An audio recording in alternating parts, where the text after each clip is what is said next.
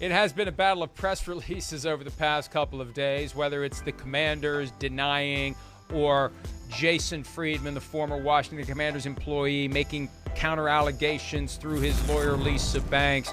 Bottom line is, here's what we know.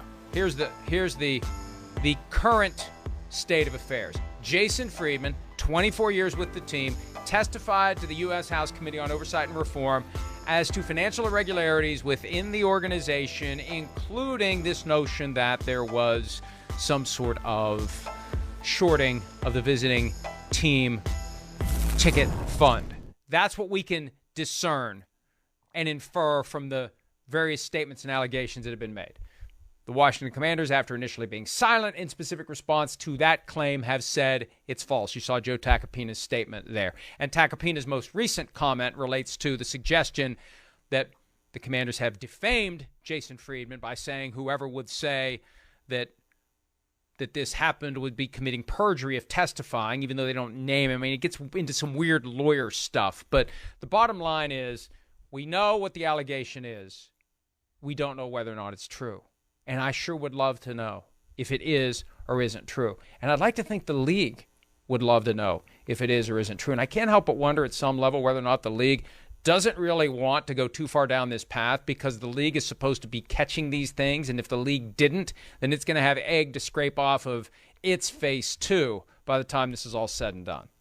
Oh, yeah. I mean, you've got, 31 other ownership groups that I'm sure would really like the answer to this question as well. I mean, I don't know if there could be anything more serious than one owner shorting the other owners in terms of their money, right? You're talking about billionaires here. And they don't like it when people mess around with their money. And I think I'm saying that pretty kindly. So this is a pretty serious thing. And I can't imagine that anybody would go to Congress and say something like this unless they had some sort of receipt. So I would love to know what the evidence is here and if there is any, because if there isn't, then this is just even more of a mess. Yeah. And at some point you would think that Washington would want the truth to come out. It's not enough to say these payments and calculations are independently audited. There has to be something tangible that you can give us. And maybe it gets boring, and maybe nobody's interested in presenting the numbers, and maybe there is no way to verify the numbers. I don't know. They could, as I've said previously, remove whatever restriction Lisa Banks, who represents Jason Friedman, seems to think applies to his ability to speak publicly, and let him tell his story. Just let him tell his story. And if he defames the Commanders or team owner Daniel Snyder, he'll have to deal with the legal consequences. But if he has evidence, if he has receipts, if he can back it up and show that it happened, then I think that's something that we should be looking to. And shouldn't the NFL at a minimum be saying, we will investigate this, we will talk to Jason Friedman? This posture of head low, mouth shut, head in the sand, not saying anything, not doing anything, while this controversy is boiling out there, it is weird. And I expect there to be more reporting. What we have is front office sports is pushing from the perspective of there's something wrong, and you're getting people from the team side, I think, leaking to the Athletic the counter to that. And it puts the publications in a tough spot because they're just using what's being given to them, but it sets up almost battle lines between the two publications where Front Office Sports is coming off as Team Jason Friedman and The Athletic is coming off as Team Washington Commanders. And I don't think either side really wants that to be the case, but that's kind of how it's unfolding. Yeah, it is. Especially, I mean, that's just the way it is based on the reporting that we have right now. But yeah, I think that we can anticipate that there's going to be some more reporting out of this.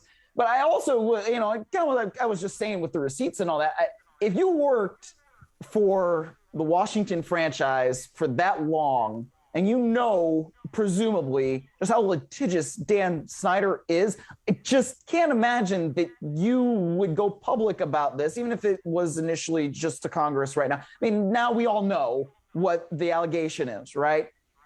There's got to be something that you can prove if you're going to make this allegation, because otherwise, Dan Snyder is going to sue you in absolute hell. So that's kind of where my mind's at with it. And, we'll see where the reporting leads. Yeah, I mean, the reality is there's a good chance you're getting sued even if you're right.